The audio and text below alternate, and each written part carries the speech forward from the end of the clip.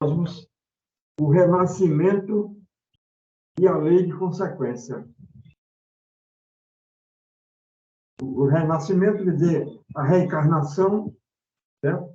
E você já vem já escolhendo como é que vai ser sua vida de acordo com as suas dívidas. E quem escolhe é o espírito, né?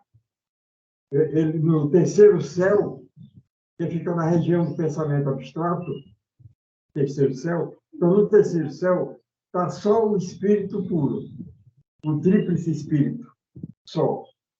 Sem a mente, sem o corpo astral, sem o corpo vital, está só o tríplice espírito. Então, aí ele mesmo escolhe como é que quer vir, entendeu? Para pagar as dívidas. Em que lugar, em que família, ele mesmo escolhe. Justamente o renascimento e a lei de consequência. Entendeu? Claro que nós temos o purgatório, certo? Mas o purgatório é tal um hospital das almas, né? O purgatório é um hospital das almas. Não quer dizer que no purgatório você vai pagar a dívida, não. De maneira nenhuma. Você volta para pagar. É só no purgatório, é só para você tomar consciência do que fez de errado. Vai ficar gravado como a voz da consciência. Quando você voltar e quiser repetir o erro, a consciência acusa, que fica gravado na consciência. Então, o purgatório é um hospital da alma. Então, como hospital, logicamente, você tem ajuda dos auxiliares invisíveis, certo? Para lhe ajudar no purgatório. A gente não fica sozinho, não, no purgatório. Tem os auxiliares invisíveis para lhe ajudar também, certo? A você gravar aquele erro, aquela coisa que fez. Entendeu? Às vezes, anjos também, no purgatório, para dar apoio. Então, ele diz aqui, somente 3 teorias dignas de nota foram formuladas para resolver o enigma da vida e da morte. No capítulo anterior, apresentamos, até certo ponto, uma dessas 3 teorias, a do renascimento, juntamente com sua companheira, a lei de consequência. Chegamos agora ao ponto em que convém comparar a teoria do renascimento com as outras duas, a fim de averiguar a relatividade dos seus fundamentos na natureza. Entendeu? Então, quer dizer que se quando a gente no purgatório, que é a região inferior do astral, né, que é nas 3 regiões inferiores do astral, você se encontra com a lei de repulsão, entendeu? É para justamente expulsar aqueles elementos. Predomina a lei de repulsão, entendeu? Então, nessa região, você recebe também ajuda, né, dos auxiliares invisíveis. Eu ia falar uma coisa e esqueci, mas depois a gente se lembra. Chegamos assim, então aqui, né? Para o ocultista, não pode haver dúvidas. Ele não diz que crê nela, salvo no sentido de dizer, crê que o botão de uma flor se abre, ou a água do rio corre, ou na execução de qualquer outro trabalho visível no mundo material que se processa continuamente diante de nossos olhos.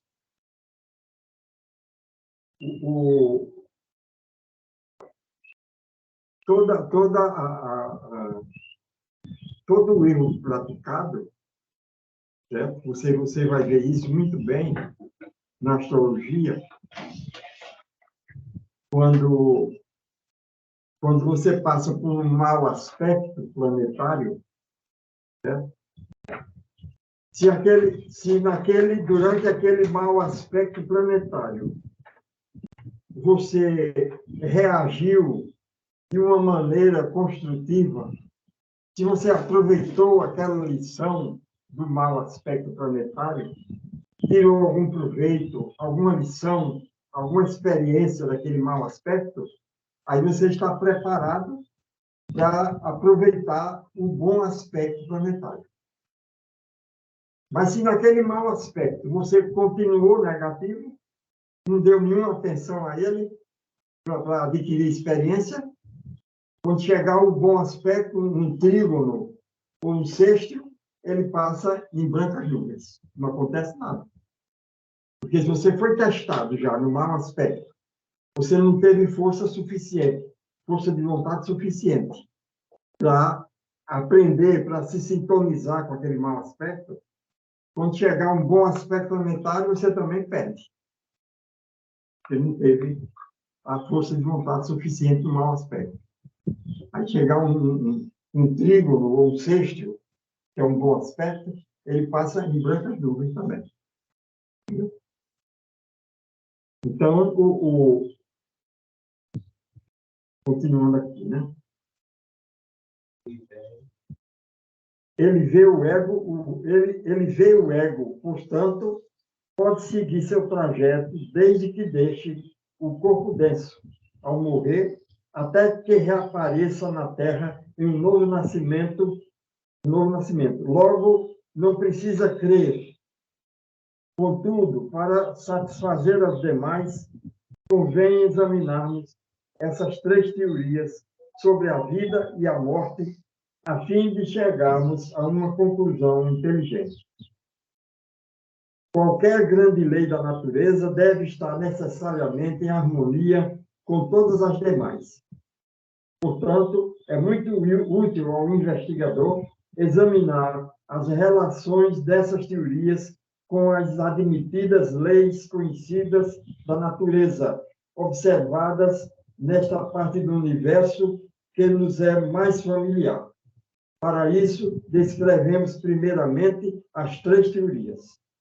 Primeiro, a teoria materialista sustenta que a vida é uma viagem do berço ao túmulo, que a mente é o resultado de certas correlações da matéria e o que o ser humano é a mais elevada inteligência do cosmos e que a sua inteligência perece quando o corpo se desintegra após a morte.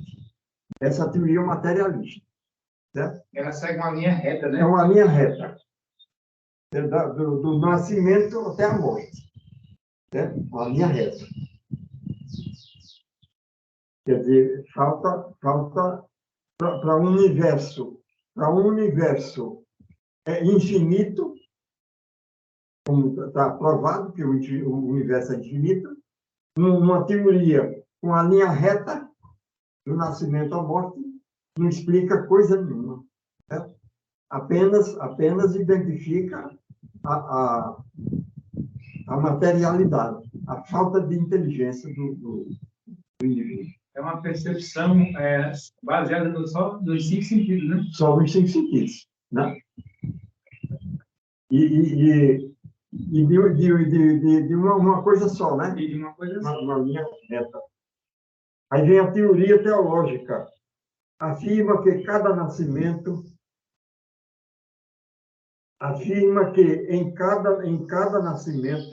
uma alma recém-criada por Deus, isso antes do nascimento, né? A teoria teológica diz que a alma é criada antes do nascimento. Quer dizer, já descartou qualquer possibilidade de reencarnação. A alma é criada, a alma recém-criada por Deus, na arena da vida, passando pelas portas do nascimento, a essa existência visível, que, ao fim de um curto período de vida no mundo material, passa através das portas da morte ao invisível além, de onde não volta mais. E sua felicidade ou desgraça ali é determinada para toda a eternidade pelas ações que tenha praticado durante o período infinitesimal que vai do nascimento à morte. Quer dizer, com uma simples vida, né? Tem gente que morre com 20 anos, com 15, com 30, com 40, ali ficou determinado, você vai eternamente ou para o céu ou para o inferno. Quer dizer, Deus não tem visão nenhuma. Eles acabam com Deus aqui, né? Deus não tem inteligência nenhuma. Deus não é o Senhor do cosmos. Acaba com toda a divindade. E num curto período de vida, você vai para o céu ou para o inferno? Quer dizer, não existe mais criatividade no plano do Ser Supremo? Para o indivíduo acabar a existência dele ali? Ele não tem. Principalmente como criatura dele, né? Criatura divina. Então, a teoria do renascimento ensina que cada alma é uma parte integrante de Deus, contendo em si todas as potencialidades divinas, do mesmo modo que a semente contém a planta. Do mesmo modo que a semente é a planta. Se nós somos criados por Deus, então nós temos todas as potencialidades divinas. É só desenvolver as nossas capacidades latentes. Elas desenvolvidas, elas têm um recurso infinito. Entendeu? Todas as capacidades. Então, o Renascimento ensina que cada alma é uma parte integrante de Deus, contendo em si todas as potencialidades divinas, do mesmo modo que a semente contém a planta. Exatamente. Você vê, às vezes, uma semente mínima, uma semente, às vezes, do tamanho de uma cabeça de alfinete. Dá uma árvore imensa, um tronco, uma coisa extraordinária, certo? Galhos, tronco, fruto, flores, uma sementezinha. Aquela, né? É por isso que eu dei, no ano passado, dei a meditação sobre a semente. Meditar sobre a semente. A semente contém a planta que, por meio de repetidas existências em corpos terrestres de qualidade gradualmente melhor, sim, qualidade melhor, mas vamos repetir aqui. A teoria do renascimento ensina que cada alma é uma parte integrante de Deus, contendo em si todas as potencialidades divinas, do mesmo modo que a semente contém a planta, que por meio de repetidas existências em corpos terrestres de qualidade gradualmente melhor. As possibilidades latentes convertem-se lentamente em poderes dinâmicos, que ninguém se perde nesse processo, mas que toda a humanidade alcançará, por fim, a meta da perfeição e a união novamente com Deus. Exatamente. Por mais que seja demorado, por mais que demore as reencarnações, mesmo que ele se torne atrasado, vai ser expulso para outro planeta, ou para uma lua distante, vai esperar outra onda de vida, de qualquer maneira, ele não se perde. Mesmo que ele vai começar tudo de novo. A primeira dessas teorias é monástica. Procura explicar todos os fatos da existência como processo dentro do mundo material. As outras duas teorias são dualísticas, isto é, atribuem certos fatos e fases da existência a estados suprafísicos e invisíveis, se bem que difiram amplamente em outros pontos. Comparando a teoria materialista com as leis conhecidas do universo, notamos que tanto a continuidade da força como da matéria estão bem determinadas, além de qualquer necessidade de elucidação. Sabemos também que força e matéria são inseparáveis no mundo físico. Sabemos também que força e matéria são inseparáveis no mundo físico. Isto é contrário à teoria materialista, para a qual a mente perece ao ocorrer a morte. Se nada pode ser destruído, também a mente não poderá. Ademais, sabemos que a mente é superior à matéria, posto que ela modela a face, tornando-a uma reflexão ou espelho da mente. Sabe-se que as partículas dos nossos corpos são continuamente trocadas e que, pelo menos uma vez em cada 7 anos, todos os átomos do corpo são substituídos. É justamente o ciclo de Saturno, né? De 7 em 7. Com 7 anos é a primeira quadratura, isso no primeiro ciclo, né? A primeira quadratura nasce, que é aos 7 anos, nasce o corpo vital.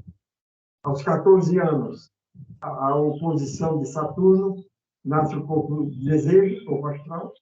21, a segunda quadratura, nasce a mente. Entendeu?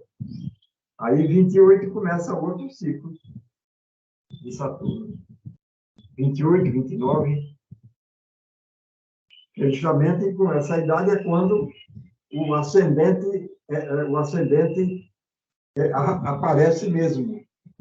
28, 29, com o retorno de Saturno, que é 28, 29 anos. Aí é quando o ascendente aparece mesmo, quer dizer, aí aparece mesmo a sua personalidade, é o ascendente.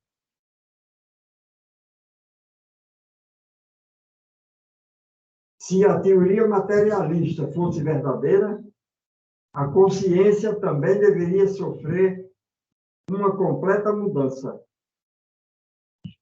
não podendo conservar a memória do passado, pelo que, em qualquer tempo, só poderíamos recorrer aos acontecimentos dos últimos 7 anos. Mas bem sabemos que tal não acontece, certo? Recordamos até os acontecimentos da nossa infância. Pessoas há que relembram incidentes dos mais triviais, esquecidos da consciência comum, recordados distantemente, numa visão rápida e retrospectiva da vida, quando estiverem a ponto de perecer afogadas. Quando as pessoas que se afogam, né? Quando elas estão se afogando, elas se lembram de todos os acontecimentos da vida, desde a infância. Que é o que acontece no caso da morte. Quando o indivíduo morre, ele transfere todos os acontecimentos, desde a hora que ele morreu até a hora que ele nasceu, transfere tudo do corpo vital para o corpo astral. Isso é instantâneo, é na hora. Na hora que não, são 3 dias. Na hora que o cordão de prata que rompe, é na hora. Sim, mas são 3 dias e meio para passar os arquivos. Passar todo o arquivo. É tanto que você não pode fazer nada com o corpo durante 3 dias e meio, porque qualquer coisa que fizer com o corpo atrapalha esse registro. O corpo sente tudo, né? Sente tudo. No caso de cremar, por exemplo. De lamentações também. Isso. Aí ele perde todo o registro. Aí isso atrapalha muito a vida depois da morte, né? Quando ele vem para reencarnar, o que acontece quando ele reencarna? No caso dele ter perdido esse registro, no caso de ser cremado logo em seguida à morte, ele perde todo o registro da vida que terminou. Então, quando ele reencarnar, o que acontece? Morre em criança, porque até antes dos 14 anos, porque com 14 anos nasce o corpo astral. Então, antes dos 14 anos, ele morre, porque aí ele não perde o corpo astral, e o corpo astral só nasce com 14 anos. Isso. Então, ele morrendo antes dos 14 anos, ele continua com o corpo astral e vai direto para o primeiro céu. Aí, no primeiro céu, ele recolhe alguma coisa do que perdeu, aí volta com 5 ou 10 anos, ele volta e reencarna.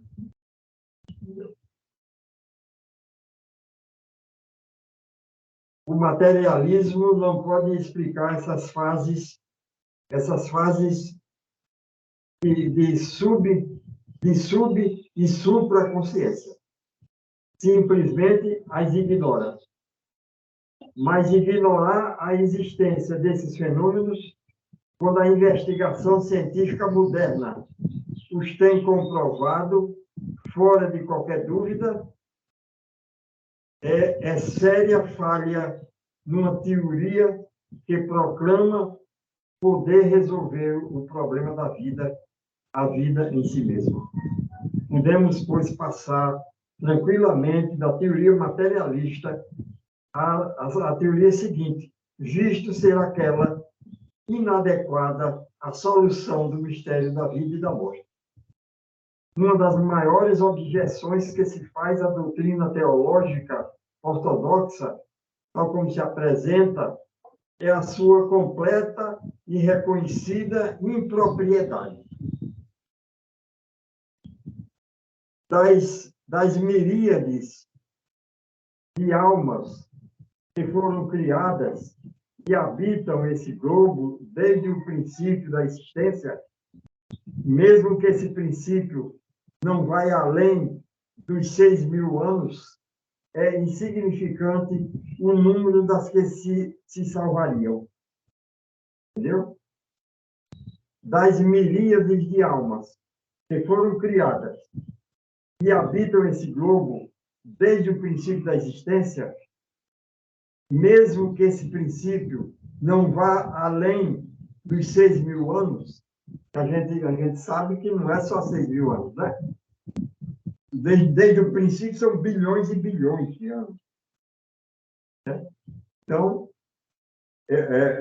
desde o princípio, mesmo que não veja além dos 6.000 anos, é insignificante o número das que se salvariam. Apenas 144.000. É o número da humanidade, né? Pois é. É a humanidade toda. Exatamente, porque ele diz só vão se salvar 144.000. Ora, 144 dá 9. 9 é o número da humanidade. 9 é o número de Marte, né? É o número de Marte. 9 é o número da humanidade, quer dizer, se salva todo mundo. Mas aí eles levam ao pé da letra, só vão se salvar 144.000.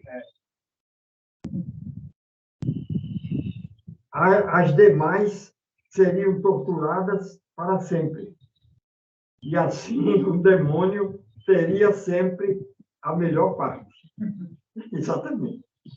De modo que até poderíamos dizer, como Buda, se Deus permite que tais misérias existam, ele não pode ser bom. E se ele não tem o poder de impedi-las, não pode ser Deus. Nada há na natureza que se pareça a tal método. Criar para em seguida destruir o que foi criado, imagina-se que Deus deseja a salvação de todos e que é contrário à destruição de qualquer um. Tanto que para salvá-los deu o seu único filho. Assim sendo, esse glorioso plano de salvação falha pela base. Se o transatlântico, com 2.000 almas a bordo, enviasse uma mensagem sem fio e que estava afundando na saída de Sandy Hook, poder-se-ia considerar um glorioso plano de salvação enviar em seu socorro apenas um rápido barco a motor capaz de salvar só 2 ou 3 pessoas? Claro que não é um plano de salvação, né? Certamente que não. Pelo contrário, seria considerado um plano de destruição. Não providenciar meios adequados para salvar, pelo menos, a maioria dos passageiros sem perigo. O plano de salvação dos teólogos, porém, é muitíssimo pior do que isso.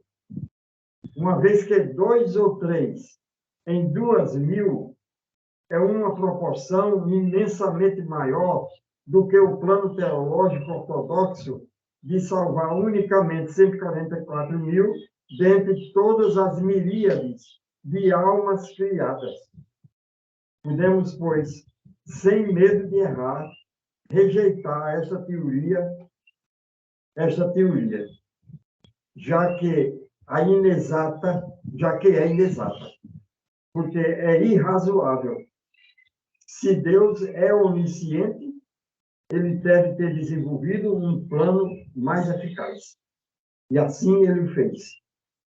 O que ficou dito é apenas teoria dos teólogos.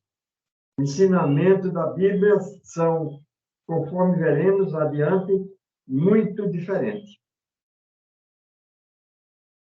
Consideremos agora a teoria do renascimento, que postula um processo de lento desenvolvimento efetuado persistentemente por meio de repetidos renascimentos e em formas de crescente eficiência.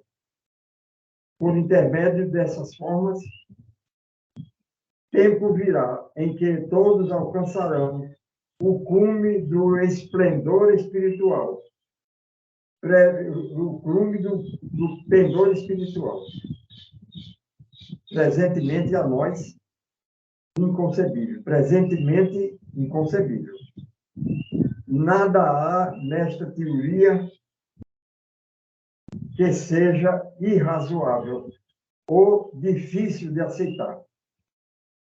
Olhando ao redor, vemos por toda parte o esforço lento e perseverante na natureza para atingir a perfeição. Não vemos nenhum processo súbito de criação ou mesmo de destruição, tal como postula o teólogo.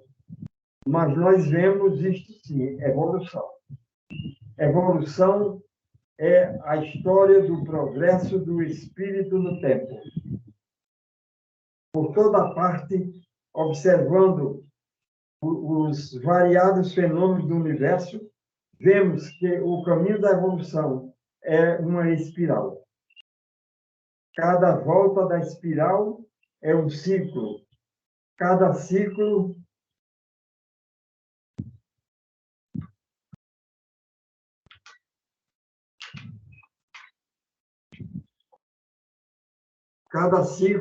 funde-se com o seguinte, que são espirais dentro de espirais, né? A espiral, exatamente. A espiral, você sabe como é, né? É para frente e para cima. A espiral. E no universo todo são espirais desde o período de Saturno, quer dizer, desde o infinito. São espirais dentro de espirais. Você tem a espiral do período de Saturno, dentro do período de Saturno. Você tem a espiral das revoluções, dentro do período. Dentro das revoluções, você tem ainda os ciclos.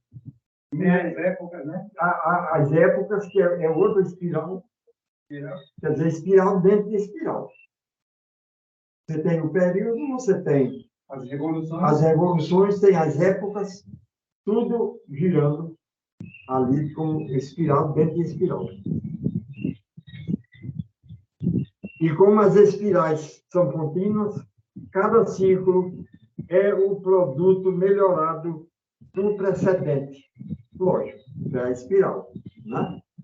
Porque é muito diferente de uma linha. O outro é também uma linha, só que um pouco diferente, mas também é uma linha. O único que é espiral é a teoria espiritualista. É espiral. E o criador de estados sucessivos de maior desenvolvimento. A linha reta não é mais que a extensão de um ponto. Tem apenas uma dimensão no espaço. A teoria materialista e a teológica seriam semelhantes a essa linha. O materialista diz que a linha da vida parte do nascimento para ser coerente, termina na hora da morte. O teólogo começa a sua linha com a criação da alma pouco antes do nascimento. Depois da morte, a alma vive indefinidamente, mas o seu destino foi determinado de modo irremediável pelos próprios atos no curto período de uns tantos anos. Não pode voltar atrás para corrigir os erros.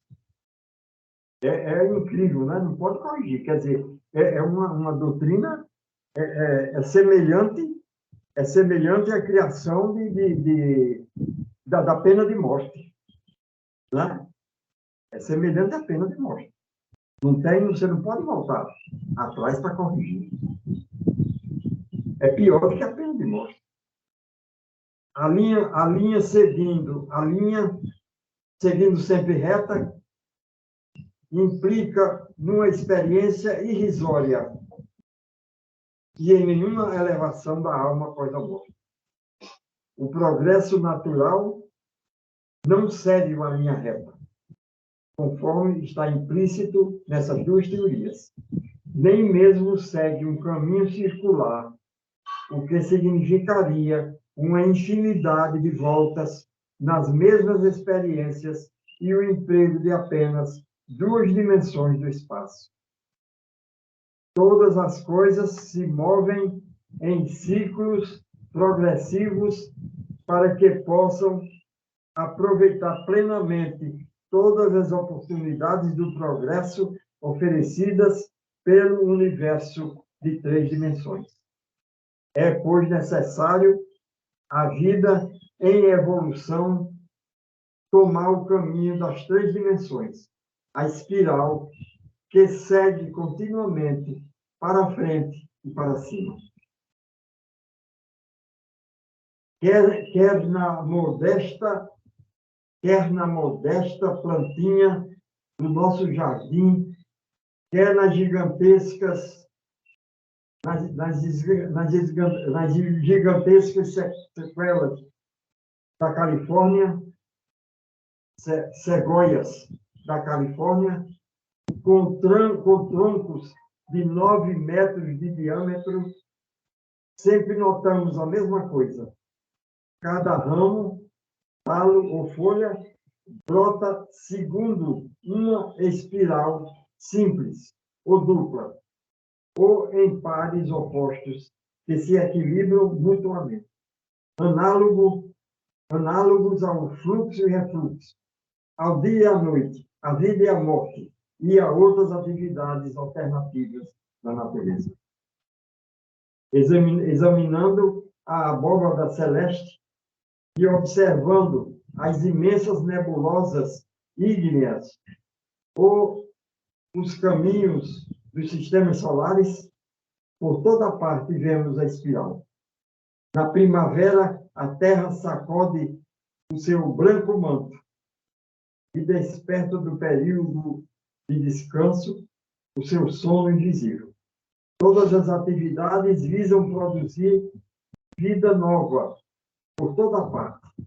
O tempo passa, o trigo e as uvas amadurecem e são colhidos.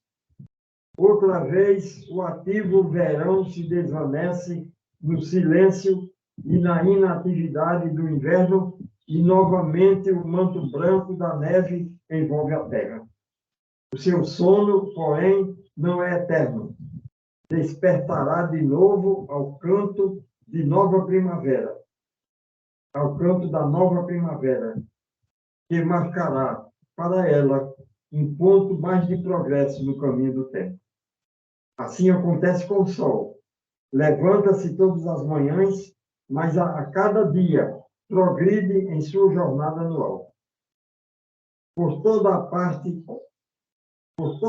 se encontra a espiral, para frente, para cima e para sempre. Será possível que esta lei tão universal em todos os outros reinos não seja também a vida do ser humano? Deverá a Terra despertar a cada ano do seu sono invernal? Deverão a árvore e a flor tiverem de novo e somente o ser humano morrer? Não é possível. A mesma lei que desperta a vida na planta para que cresça outra vez, traz o ser humano de volta para adquirir novas experiências e avançar ainda mais para a meta da perfeição.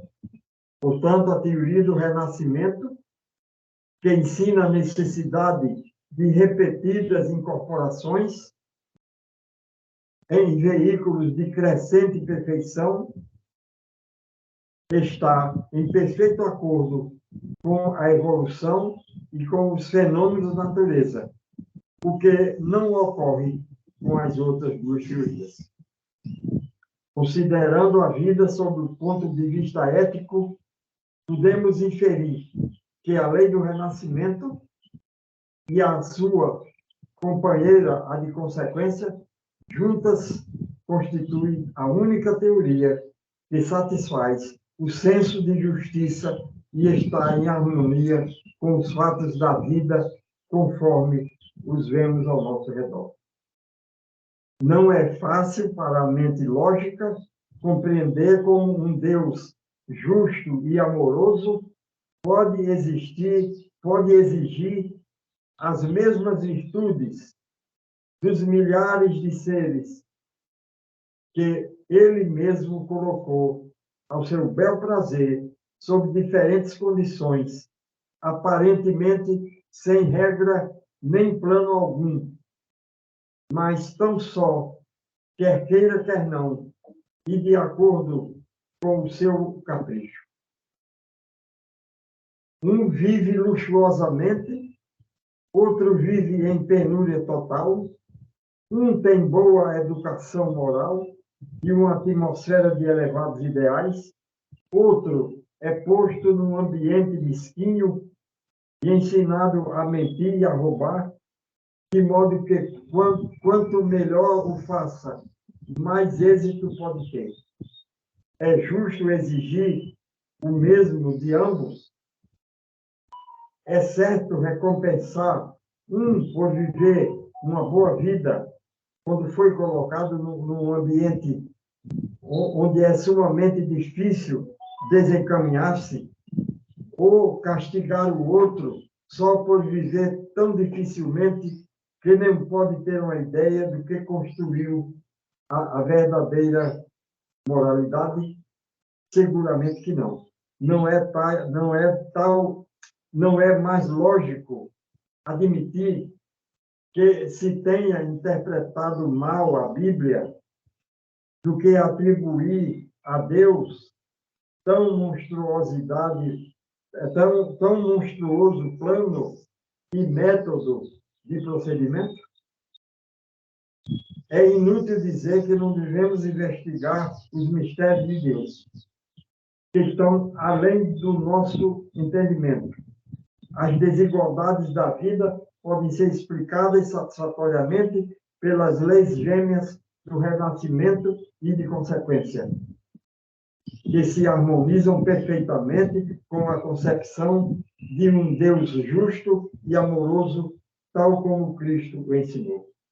Além disso, é através dessas leis que podemos ver o modo de emancipar-nos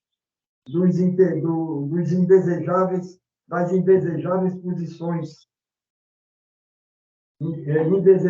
posições ou ambientes, e como alcança qualquer grau de desenvolvimento, não importando quão imperfeitos sejamos posteriormente.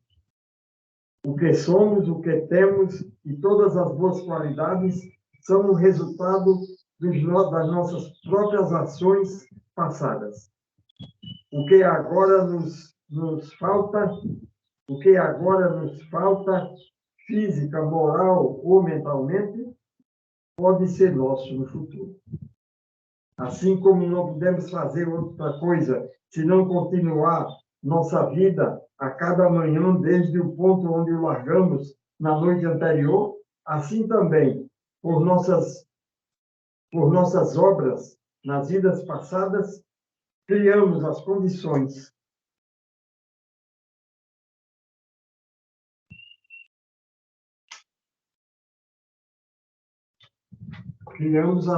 as condições às quais agora vivemos e trabalhamos. Do mesmo modo, estamos criando presentemente as condições de nossas futuras vidas. Ao invés de nos lamentarmos pela falta desta ou daquela cobiçada faculdade, devemos nos esforçar para adquiri-la. Se uma criança toca admiravelmente o instrumento musical sem nenhum esforço e outro toca com dificuldade, apesar de persistente esforço, isso mostra simplesmente que a primeira se esforçou nessa direção em vidas passadas e que está facilmente readquirindo sua antiga proficiência, enquanto que os esforços da outra começaram somente na presente vida, pelo que podemos ter a maior dificuldade que enfrenta. Contudo, se ela persistir, poderá, talvez, até na existência atual, tornar-se superior à primeira, a menos que essa continue se aperfeiçoando. Uma hora, né? E por aí vai, viu? O processo é todo... É espiral, né? Espiral. Toda espiral. A evolução, a evolução... E tá em tudo. Em toda parte. Em toda parte. A evolução se processa nessa espiral. Não é uma linha reta, não é uma linha circular, de maneira nenhuma. É numa espiral. Então, o que você não tem agora, você vai se esforçar para adquirir. É a lei da natureza. E se fez de errado, você vai ter que arcar com o resultado que deu. Se você plantou uma semente de abacaxi, você vai colher abacaxi. Se você plantou espinho, vai colher espinho. Isso faz parte do aprendizado. Não é vingança, de maneira nenhuma. É uma lei, né? É uma lei da natureza. Quer dizer, como nós vamos aprender. É dessa maneira que nós vamos aprender. Sentindo a dor. Através da dor. É que nós vamos aprender. Você passa pelo purgatório, adquire aquela voz da consciência, aí volta para pagar as dívidas, mas já com outra consciência. Com outra consciência já. Entendeu? E por aí vai. E você vê que o que tem de escrito na Bíblia, talvez não representa a milésima parte do que realmente houve. Do que o Cristo fez durante a passagem dele pela Terra, na Bíblia não tem nem a milésima parte do que ele fez, porque a Bíblia não ia poder conter tudo. Eles apenas relataram alguns pontos do que ele fez. Milhares e milhares de outras coisas que ele fez que não estão na Bíblia, porque não podia também conter tudo no livro. Entendeu? É para isso que existe a meditação. Cada um vai meditar sobre o Cristo, ou meditar sobre uma semente, ou meditar sobre uma passagem do Evangelho, para você ir atingindo algum grau superior.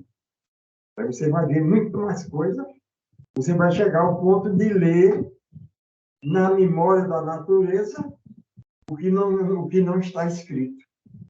Você vai ver na memória da natureza, de acordo com a sua clarividência.